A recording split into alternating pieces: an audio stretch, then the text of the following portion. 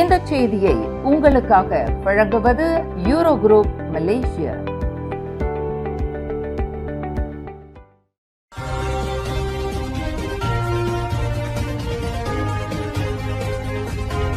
வணக்கம். திசைகளின் 5 மணி செய்திகள். போதைப்பொருள் கடத்தல் விவகாரம், விமானிகளுக்கு கடுமையான சோதனை நடத்த MAGக்கு உத்தரவு. மலேசிய ஏர்லைன்ஸ் துணை விமானி ஒருவர் ஜகார்த்தாவில் போதைப்பொருள் கடத்தல் வழக்கில் அண்மையில் கைது செய்யப்பட்டதை தொடர்ந்து விமானிகளின் பின்னணி மற்றும் மருத்துவ பரிசோதனைகளை கடுமையாக்குமாறு மலேசிய ஏவியேஷன் குரூப்பான MAG நிறுவனத்திற்கு அரசாங்கம் உத்தரவிட்டுள்ளது. இன்று புதன்கிழமை நடைபெற்ற வாராந்திர அமைச்சரவை கூட்டத்திற்கு பிறகு இந்த விவரங்களை வெளியிட்ட தொடர்புத்துறை அமைச்சர் டத்தோஸ்ரீ ஃபமி ஃபட்சேல், உள்துறை அமைச்சு மற்றும் போக்குவரத்து அமைச்சின் பரிந்துரையின்படி இவ்விவகாரத்தில் பல உடனடி நடவடிக்கைகள் எடுக்கப்பட்டு வருவதாக கூறினார். இதன் ஒரு பகுதியாக விமான பாதுகாப்பு பணிகளில் தற்போதுள்ள உதவி போலீசாருக்கு பதிலாக அரச மலேசிய போலீஸ் படையின் அதிகாரிகள் நேரடியாக ஈடுபடுத்தப்படுவார்கள் என்று டத்தோஸ்ரீ ஃபமி தெரிவித்தார். மேலும் நாட்டின் விமான நிலையங்கள் மற்றும் எல்லை பாதுகாப்பு பிரிவுகளில் உள்ள பாதுகாப்பு ஓட்டைகளை உடனடியாக கண்டறிந்து அவற்றை அடைக்குமாறு போலீஸ் படைக்கும் மலேசிய எல்லை கட்டுப்பாடு மற்றும் பாதுகாப்பு முகமைக்கும் உத்தரவிடப்பட்டுள்ளதாகவும் டத்தோஸ்ரீ ஃபமி குறிப்பிட்டார். Berhubung penahanan seorang juruterbang ataupun co-pilot MAS di Jakarta, Jemaah Menteri telah dimaklumkan oleh pihak Kementerian Dalam Negeri dan juga pihak Kementerian Pengangkutan bahawa beberapa langkah penambahbaikan perlu dilaksana segera. Pertama, yang melibatkan aviation security yang perlu ditempatkan anggota polis di Raja Malaysia kerana pada waktu ini pasukan yang menguruskan adalah dari kalangan polis bantuan.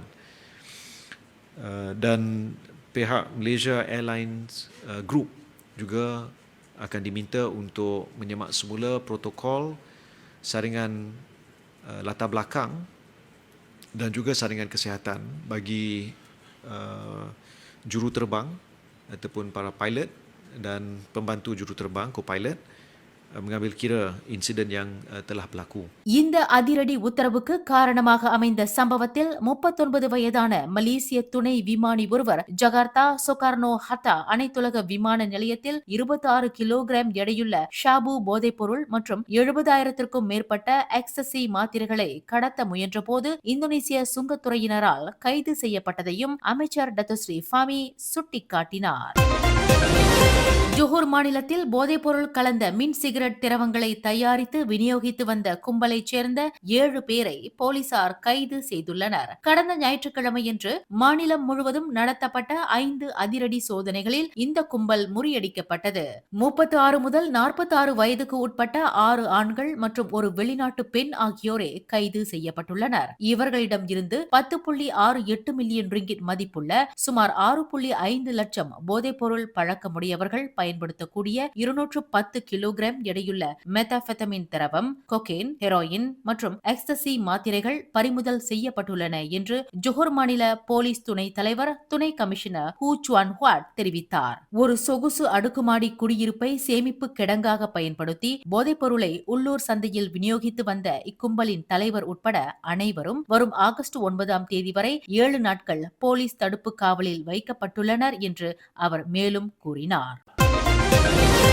Selangor டங்கீலில் உள்ள ஸ்ரீ மகா மாரியம்மன் கோயிலுக்குள் அத்துமீறி நுழைந்ததாக குற்றம் சாட்டப்பட்ட கோயில் தலைவர் பரமகுருவை ஷாலாம் உயர்நீதிமன்றம் இன்று விடுதலை செய்துள்ளது. பரமகுரு மீதான குற்றச்சாட்டில் குறைபாடுகள் இருந்ததை கண்டறிந்த நீதிபதி அஸ்லீனா உசேன் இந்த வழக்கை முழுமையாக தள்ளுபடி செய்து அவரை விடுவிக்க உத்தரவிட்டார். பரமகுரு குற்றம் செய்யும் நோக்கத்தோடு நிலத்திற்குள் நுழைந்தார் என்பதை அரசு தரப்பு தனது குற்றச்சாட்டில் சரியாக குறிப்பிடவில்லை என்றும் இந்த குறைபாட்டை சரி செய்ய முடியாது என்றும் நீதிபதி சுட்டிக்காட்டினார். கடந்த ஆண்டு ஜூன் மாதம் நில உரிமையாளருக்கும் கோயில் நிர்வாகத்திற்கும் இடையே ஏற்பட்ட நில உரிமை தகராறு காரணமாக இந்த வழக்கு தொடரப்பட்டது. இந்நிலையில் இந்த வழக்கை முழு விசாரணைக்கு உட்படுத்துவது நீதிமன்ற நேரத்தை வீணடிக்கும் செயல் என்றும் நீதிபதி தமது தீர்ப்பில் தெரிவித்துள்ளார். இவ்வழக்கில் கோயில் தலைவர் பரமகுரு சார்பில் வழக்கறிஞர் ராஜேஷ் நாகராஜன் ஆஜராகினார். தபோங் ஹஜி யாத்ரீகர் நிதி வாரியத்துடன் 2019 ஆண்டு ஒப்பந்தம் செய்து கொண்ட CVSB என்ற சைபர் வில்லேஜ் தொழில்நுட்ப நிறுவனத்தில் தமக்கு எந்த பங்கும் இல்லை என்று ஜாசேகா முன்னாள் நாடாளுமன்ற உறுப்பினர் தொனிபுவா திட்டவட்டமாக மறுத்துள்ளார். சமூக ஊடகங்களில் பரவி வரும் குற்றச்சாட்டுகளுக்கு பதிலளித்த தொனிபுவா 2007 ஆண்டிலேயே அந்த நிறுவனத்தின் பங்குகளை தாம் விற்றுவிட்டதாக குறிப்பிட்டுள்ளார். இதனால் 4.53 மில்லியன் ரிங்கிட் மதிப்புள்ள அந்த மொபைல் செயலி மற்றும் இணையதள மேம்பாட்டு ஒப்பந்தத்திற்கும் தமக்கும் எவ்வித தொடர்பும் இல்லை என அவர் விளக்கமளித்துள்ளார். மேலும் அந்த நிறுவனம் தகுதி அடிப்படையிலேயே தேர்வு செய்யப்பட்டதாகவும் தொனிபுவா கூறினார். இதற்கிடையில் சைபர் வில்லேஜ் நிறுவனம் முஸ்லிம் அல்லாதவர்களால் கட்டுப்படுத்தப்படும் சிங்கப்பூரை தளமாக கொண்ட சில்வர் லேக் எக்ஸிஸ் நிறுவனத்திற்கு சொந்தமானது என்ற குற்றச்சாட்டும் இணையத்தில் விவாதத்தை கிளப்பியுள்ளது. இதற்கு பதிலளித்த தொனிபுவா, சில்வர் லேக் எக்ஸிஸ் என்பது சிங்கப்பூர் பங்குச்சந்தையில் பட்டியலிடப்பட்ட ஒரு மலேசிய நிறுவனமே என்றும் மலேசியாவின் இணைய வங்கித்துறையில் அது முன்னணியில் திகழ்வதாகவும் சுட்டிக்காட்டியுள்ளார்.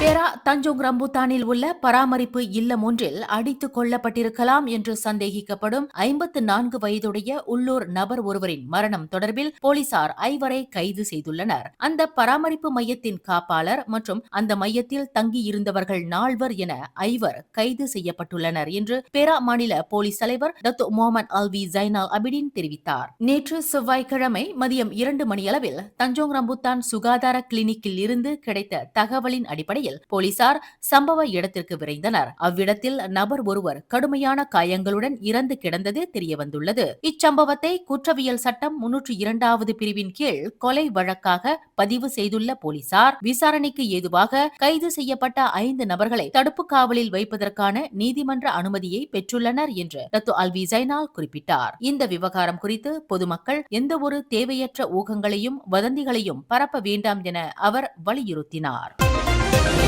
சமூக பாதுகாப்பு நிறுவனமான பிரகேசோவின் டயக்கர்ஜாய 2.0 ஊக்கத்தொகை திட்டத்தில் போலி ஆவணங்களை சமர்ப்பித்து மோசடி செய்ததாக பேரா மாநிலத்தைச் சேர்ந்த 2 நிறுவன உரிமையாளர்கள் மீது ஈப்போ செஷன்ஸ் நீதிமன்றத்தில் இன்று 25 குற்றச்சாட்டுகள் சுமத்தப்பட்டுள்ளன.